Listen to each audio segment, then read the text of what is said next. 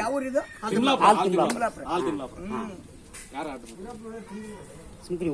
ಆಕಾಶಕ್ಕೆ ಚಂದಿರ ಚಂದ, ಈ ಭೂಮಿಗೆ ಹಸಿರು ಚಂದ, ಮನೆಗೆ 2 ಮರ ಚಂದ, ಊರಿಗೊಂದು ವನ ಚಂದ.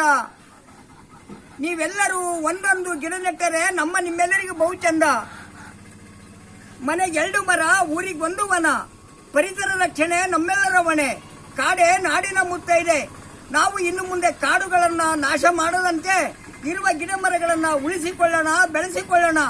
ಮರ ಇದ್ದರೆ ಮಳೆ, ಮಳೆಯಿಂದ ಬೆಳೆ, ಬೆಳೆಯಿಂದ ಅನ್ನ, ಅನ್ನದಿಂದ ನಾವೆಲ್ಲ ಬದುಕಬಹುದು. ರೈತ ಬಂಧುಗಳೇ, ದೇಶ ನಮಗೇನು ಕೊಡ್ತು ಅನ್ನೋದಕ್ಕಿಂತ ದೇಶಕ್ಕೆ ನಾವೇನು ಕೊಟ್ಟಿದ್ದೇವೆ.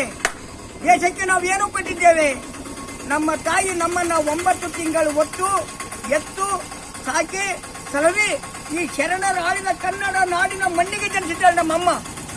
ಅಣ್ಣ ಬಸವಣ್ಣ, ಗಾಂಧಿ, ಅಕ್ಕ ಮಹಾದೇವಿ, ಅಲ್ಲ ಮಹಾಪ್ರಭು, ಚನ್ನಮಲ್ಲಿಕಾರ್ಜುನ, ಶರಣರಾಳಿದ ಕನ್ನಡ ನಾಡಿನ ಮಣ್ಣಿದು. ಈ ಮಣ್ಣಿನ ಮೇಲೆ ಹುಟ್ಟಿದ್ದೇ ನಮ್ಮೆಲ್ಲರ ಪುಣ್ಯ. ಅದಕ್ಕೋಸ್ಕರ ಶರಣರಾಳಿದ ನಾಡಿನ ಮಣ್ಣಿನ ಮೇಲೆ ಹುಟ್ಟಿದ್ದೀವಿ. ದೇಶ ನಮಗೆ ಏನು ಕೊಡ್ತು ಅನ್ನೋದಕ್ಕಿಂತ ದೇಶಕ್ಕೆ ನಾವೇನು ಕೊಟ್ವಿ.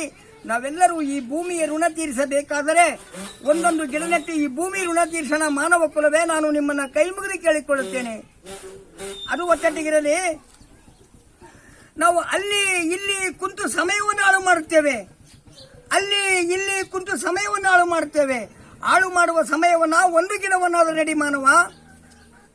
ಒಂದು ಇದ್ರೊಳಗೆ ಹೇಳ್ತಾರೆ ಬಸವಣ್ಣನ ವಚನದಲ್ಲಿ, ಹಣವನ್ನು ಬಳಸದೆ ಬರೆದವನ ಕೈಯಲ್ಲಿ ಕುಬೇಂದ್ರನಷ್ಟು ಹಣವಿದ್ದು ಫಲವೇನು, ಮಂಗನ ಕೈಯಲ್ಲಿ ಮಾಣಿಕ್ಯದ ಅಳ್ಳಿದ್ದು ಫಲವೇನು, ಹಂದಿಯ ಕೈಯಲ್ಲಿ ಚಂದ್ರ ಆಯುಧವಿದ್ದು ಫಲವೇನು, ಸಮಾಜದ ಸೇವೆಯನ್ನ ಮಾಡದ ಯುವಕರಿದ್ದು ಫಲವೇನು, ಕುಡುಕನ ಜೊತೆಯಲ್ಲಿ ಹೆಂಡರು ಮಕ್ಕಳು ಇದ್ದು ಫಲವೇನು, ಸಮಾಜದ ಚಿಂತನೆಯನ್ನ ಮಾಡದ ಯಜಮಾನನಿದ್ದು ಫಲವೇನು.